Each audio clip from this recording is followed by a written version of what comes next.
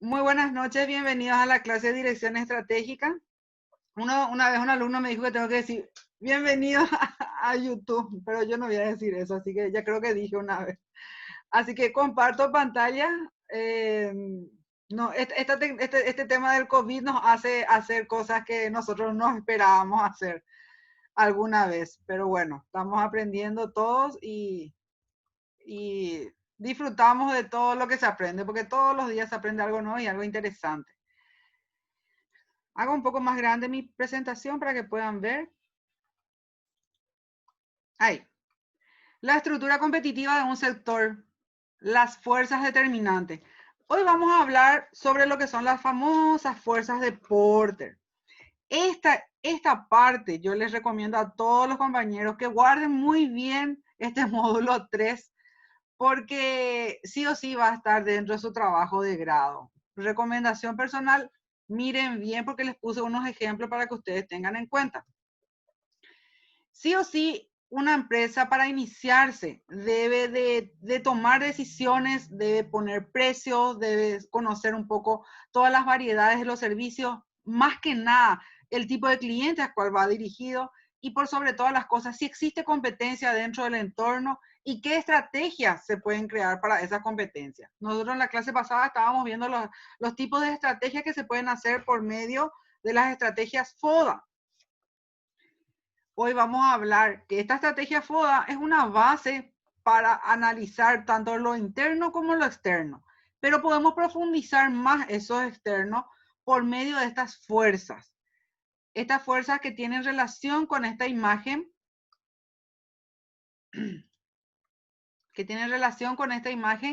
que habla, hay una intensidad de la competencia, porque existe la competencia actual y existe la competencia potencial.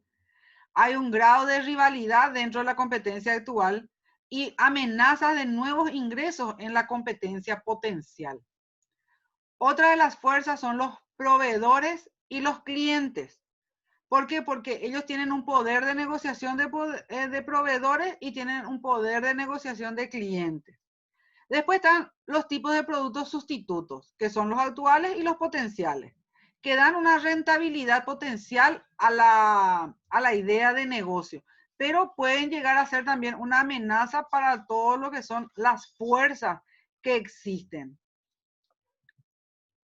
Estas 5 fuerzas son la competencia potencial, que sería la amenaza de nuevos competidores, la competencia actual, que es la rivalidad entre los competidores actuales, los productos sustitutos, los poderes de negociación de los compradores y los poderes de negociación de los proveedores. Estas son las famosas 5 fuerzas de Porter. Vamos a ir explicando cada una de las fuerzas. Dentro de la competencia potencial están la amenaza de nuevos competidores. Este se vuelve otra vez a dividir en barreras de entrada, reacción de los competidores existentes y la estructura de precios bajos. Esta fuerza hace referencia a la siguiente interrogante. ¿Qué impedimentos tiene mi empresa para posicionarse en un sector al cual pretendo llegar? Y de repente, si yo voy a hacer, ¿qué eran las empresas que ustedes me dijeron? A ver un poco, vamos a ver si me acuerdo, no estoy encontrando mi copiatín. ¿A qué? No sé si ustedes quieren hablar y me dicen una de las empresas. Se fue mi copiatín, otro lado y se fue mi copiatín. Había empresas de comida. Heladería, cabina de fotos, Sí, cabina servicio de de... fotos. Por ejemplo, ese tema de la cabina de fotos. Cuando habíamos hablado de las cabinas de fotos, decimos, existe un mercado para mí, ¿verdad? Existe un mercado para que yo pueda crear esas ideas. Hoy realmente no existe mercado para nada que no sea comida, ¿verdad? Por el hecho de que estamos en una etapa complicada, pero también están el tema de las formas de llegar, el tema de los vehículos y todo eso. Entonces, hay otro tipo de fuerzas hoy en el sector, que es lo que se mueve. Después dice que las barreras de entrada se vuelven a subdividir en economías de escala, diferenciación y requisitos del capital. Entonces, en esa economía de escala existen otras que se caracterizan por obtener ventajas de costo. Esto podría obstaculizar mi entrada. una nueva empresa, la inversión es elevada y podría competir con costos bajos. Entonces ahí viene que por más que yo tenga, es una barrera de entrada para mí. ¿Por qué? Porque al ser nueva siempre van a tener, mi inversión es alta, o sea lo que sea, por más que sea, no sea alta, hay competencias ya y ellos tienen mayor fuerza y pueden jugar ya con los costos. Yo no, como empresa. Después está la diferenciación que tiene mucho que ver con el entorno. Hay una variedad de producción. Yo no puedo tener quizá esa diferenciación todavía. Después están los requisitos del capital. Sí o sí habla de que para el requisito del capital es la disponibilidad. Si es muy alta o muy baja la disponibilidad de capital, sea o no necesario para abrir mi negocio, yo tengo que realizarlo, ¿verdad? Porque son requisitos clave, o si no, no existe. Si no tengo inversión, no existe en la empresa. Después está la reacción de los competidores existentes, que ese directamente se basa en la pregunta, ¿cómo reaccionarán la competencia ante la entrada de mi empresa? El tema de entrar al mercado, siempre entramos con un precio que yo no puedo estar fijando un precio basado en los costos. Tengo que estar fijando un precio basado en la competencia. Si mi competencia vende a 1.000 guaraníes su producto, yo tengo que vender a 1.990, que era una forma de estrategia de precio. O de repente puedo vender a 1.020 guaraníes, que es otra estrategia de precio.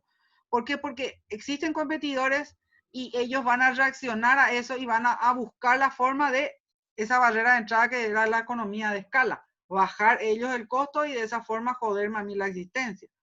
Después está la estructura de precios bajos, el nivel de precio que equilibra los beneficios potenciales. Ahí tiene mucho que ver el sector en el cual yo me beneficio y cómo va a estar trabajando ese sector para la estructura y jugar con el tema de los precios, porque quieras o no, yo tengo que, como les dije, entrar con un precio acorde al mercado. No me puedo dar ciertos lujos todavía como empresa. Después están las competencias actuales, la rivalidad entre los competidores actuales. Acá habla de que hay un gran número de competidores o competidores equilibrados, que sería personas o multinacionales que ya trabajan hace muchísimo tiempo en el rubro y que ya tienen un crecimiento en el sector, que es lo que está más abajo. En muchos casos, de repente, la falta de diferenciación, ellos pueden ajustar sus precios, pero no tienen variedad. ¿Qué yo hago entonces? Entro con variedad. Después habla de los incrementos de la capacidad. Es la posibilidad que yo tengo como empresa frente a mis competidores de expandirme, de crecer. Después están los competidores diversos, que son los que tienen una mayor complejidad en la intensidad de la rivalidad competitiva. Ellos son Altona. Acá hay un ejemplo entre esos dos que son las farmacias, que es Pharmacenter y Punto Pharma. ¿Qué pasa? Punto Pharma no puede entrar con Pharmacenter, no puede competir con Pharmacenter porque Pharmacenter ya es una marca posicionada que yo ya veo el color verde y ya sé que es Pharmacenter. Y ya se quedó como una imagen de farmacia. En cambio, entonces ellos entran con una competencia en un competidor diverso. ¿Por qué? Porque ellos entran con el tema del delivery. La farmacia, que es el número del delivery, en donde se me queda a mí el nombre, ¿verdad? Se me queda a mí la idea. Después están los elevados intereses estratégicos. Acá tiene mucho que ver, yo al comienzo creo que hablé sobre los competidores, el número de competidores. Los competidores equilibrados tienen que ver con lo que son las competencias multinacionales. ¿Cómo yo voy a competir con una Unilever? ¿Cómo yo voy a competir con Coca-Cola? ¿Por qué? Porque son empresas multinacionales que tienen otro tipo de ideas que por cambiar un loguito o por cambiar algo dentro de su contenido, ellos mandan a hacer una investigación de mercado que cuesta aproximadamente 27 millones de guaraníes. ¿Cómo yo peleo contra eso, verdad? Las fuertes barreras de salida. Y acá saber si mi empresa, si el día de mañana quiero agarrar y vender mi empresa, si es que mi empresa va a tener o no factibilidad para vender. Va a ser un activo favorable para estar vendiendo. Tiene que tener el famoso, en alguna vez escuché el famoso valor de reventa. Hay ciertas marcas de vehículos que tienen un valor de reventa. Entonces, va a ser una fuerte barrera de salida si no tiene un valor de reventa mi empresa. Que no existe competidores o no hay rivalidad de competidores actuales ahí. Después tenemos lo que son los productos sustitutos, que son productos que desempeñan la misma función que nuestro sector objeto de estudio y existen en el sector del producto y servicio que satisfacen la misma necesidad, pero no corresponde a la misma categoría de mi empresa. Ahí tiene mucho que ver con lo que es el ejemplo que ya les había comentado, lo que es Pharmacenter. Pharmacenter, ¿qué pasó? Ellos comenzaron a vender, a hacer farmacia y vender también el tema de accesorios y vender otro tipo de cosas, ¿verdad? Como hacer perfumes y ya se puso farmacia y perfumería. Y entraron ellos a un mercado y Punto Pharma entonces entra con el servicio de delivery y la atención de ese servicio. Entonces, trato de sustituir mi idea, no pelear con el mismo rubro, pero ofrecer también las mismas cosas y darle un mayor valor, que es cuando siempre se les pide hacer una ventaja competitiva dentro de un proyecto, ustedes ya se van a acordar, ya, ventaja competitiva son las 5 fuerzas de Porter. Me acuerdo de esa profesora que nos daba la clase todos los martes y nos fastidiaba a partir de las 7:30. Después viene el poder de negociación de los compradores, que habla de que hay un alto grado de concentración de las ventas. Por dar un ejemplo, acá un sector en cuestión representa una pequeña fracción de los costos del comprador, dice. Un ejemplo que a mí siempre me llamó la atención fue la sal y el azúcar. Por más que yo la sal baje de precio, yo no voy a comprar en cantidad. En cambio, si el azúcar yo bajo de precio, sí voy a comprar en cantidad, porque tiene una mayor aceptación, un mayor grado de concentración de ventas. Ahí utilizo esa palabra para que nos acordemos. Ese es un juego de oferta-demanda, el tema del azúcar y la sal. Después está la importancia del producto vendido en relación a los costos totales del comprador, que tiene relación con la idea de qué es el costo que tienen ciertos productos para lo que yo quiero ofrecer. Acá, ¿cuál es lo que va a comprar? El comprador tiene que buscar de repente un precio que a él le convenga. Entonces, yo como empresa tengo que saber qué es lo que va a querer él. Después está el nivel de diferenciación de los productos. Y el comprador está seguro muchas veces de lo que quiere, pero nosotros como empresa que queremos ofrecerle a ellos, tenemos que tratar de darle una diferenciación. Puede ser o un producto que vaya a complemento del mismo.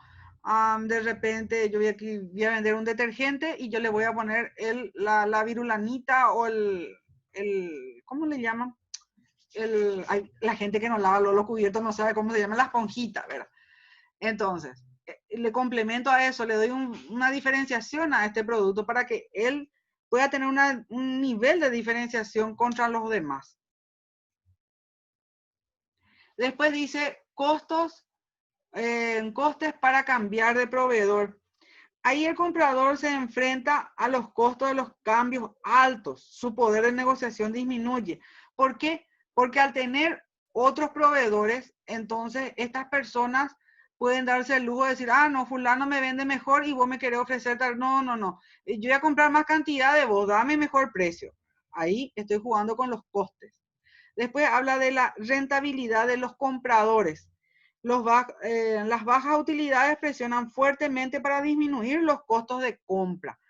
Y entonces ahí viene que los compradores buscan la forma de generar la sensibilidad en el precio. Y de esa forma baja la rentabilidad para los compradores. Las amenazas reales de integración hacia atrás de los compradores. Cuando los compradores plantean una amenaza creíble de integración hacia atrás, están en posición de exigir concesiones en la negociación. Y de esa forma yo busco la estrategia para ganar tiempo, espacio dentro de mi depósito y de esa forma compro mayor cantidad y gano todo eso. Creo que habíamos hablado también de Pharmacenter y Pharmacenter tenía muchas bocas, muchas sucursales y ellos compran en cantidad y al comprar en cantidad abaratan muchísimo sus precios y entonces pueden dar mayor margen de descuento a los clientes porque en la farmacia pues, dice tu número de cédula, wow, tenés descuento, ¿verdad? Todo es mentira, por eso ustedes saben eso porque están estudiando, ¿verdad? Después está la información en poder del comprador, que justo es lo que yo le estoy comentando ahora. ¿Qué pasa? Yo tengo mucha información, yo sé cómo se maneja la empresa, cuál es el precio de venta que ellos tienen y hasta qué margen pueden darme de descuento y todo yo puedo manejar. ¿Por qué? Porque esa es una forma, esas informaciones en muchos casos se consigue gracias a el buen trato, la cordialidad y es una forma de negociación. Por último, tenemos el poder de negociación de los proveedores. Un proveedor es poderoso si concurre en las siguientes circunstancias. Que esté dominado por pocas empresas, que no están obligados en competir, que el sector no sea un cliente importante, que los proveedores vendan un producto que sea un insumo importante, que los productos del grupo proveedor estén diferenciados y que el grupo de proveedores represente una amenaza. Siempre, si nosotros vamos a trabajar con los proveedores, debemos de tener más de un proveedor. ¿Para qué? Para que no nos joda la existencia. Porque de esta forma nosotros podemos manejarle a nuestro proveedor. Si el A no me trae, el B me va a proveer. Y siempre voy a tener alguien que me provea y yo no me voy a quedar sin ofrecerle a mis clientes lo que estos necesitan. Dentro del material está el análisis del atractivo del sector, que es lo que se pone en práctica dentro del trabajo de grado. Ustedes van a hacer todo lo que es las 5 fuerzas de Porter para lo que es su empresa. Y lo que ustedes tienen que hacer es colocar, si ustedes se fijan acá, en la estructura competitiva que serían las fuerzas. Y estas estructuras competitivas están acá y automáticamente yo tengo que decir valor del atractivo y número de factores. Acá tenemos factor 1, 2, 3, 4, 5. Quiere decir que yo le tengo que dar del 1 al 5 un valor del atractivo a la competencia potencial. Y a ese le tengo que dividir entre 5 otra vez para saber cuánto es mi nivel de atractivo. Acá van los ejemplos de cada uno. La competencia potencial, las barreras de entrada. En competencia potencial utilicé barreras de entrada y hablo de necesidad de capital, requerimiento de tecnología, leyes limitativas y reducción esperada de los actuales competidores. Acá puedo decir mi descripción es mucha, casi nula y le pongo del 1 al 4. ¿Por qué? Porque acá hay 1, 2, 3, 4 factores. Entonces mi atractivo dice alto, medio, poco. Alto sería 4, medio sería 3, medio es 3 y poco es 2. Y nada sería 1. Entonces, sumo todos los valores y divido entre 4, que es lo que me dice mi fórmula que está acá arriba. Después me voy al siguiente ejemplo, porque le puse el ejemplo de los 5. Competencia actual, rivalidad entre empresas. Y acá habla del crecimiento del mercado, el número de competidores, diferenciación de productos, barreras de salida. Y coloco nuevamente, le doy como una descripción y le pongo mi atractivo a eso y le pongo un valor. Y ese valor nuevamente sumo y lo divido entre 4 porque acá hay 1, 2, 3, 4. Después tenemos el número de poder de proveedores. Nuevamente hacemos lo mismo. Le damos una descripción, le damos un atractivo y le damos un valor a eso. Después está en el poder de los clientes. Va la misma idea y dividimos entre 4. Después tenemos lo que es los productos sustitutos. Posibilidad de productos sustitutos existe. Hay un medio de posibilidad y es un 3. ¿Y cuánto divido? Entre 1. ¿Por qué? Porque hay solamente un factor que utilicé ahí. Entonces es igual a 3. Con esto entonces termina la clase de hoy, que es el módulo 3, para que ustedes tengan una idea de cómo trabajar. Es un ejemplo que ustedes tienen de lo que es las fuerzas de Porter, porque eso tienen que poner dentro de su trabajo de grado y van a tener que hacer ese tipo de análisis, que van a tener que darle como un valor relativo a las cosas, porque ustedes hicieron un análisis FODA y de esa forma entonces se trabaja, ¿verdad? Está en la necesidad de hacer algunos estudios de mercado en algunos casos y en otros extremos. Steven Jones, sí, el señor Jones. El mercado no sabe lo que quiere hasta que se muestra. Y es así mismo, es Diosnel. No se olviden nunca que esta necesidad que hoy surge, qué es lo que surge hoy en el mercado, qué es lo que yo haría como proyecto, ¿verdad? Yo estoy como tutora de tesis en otros lados. Voy a cortar la grabación. Esta es la clase de hoy. Muchísimas gracias por la atención.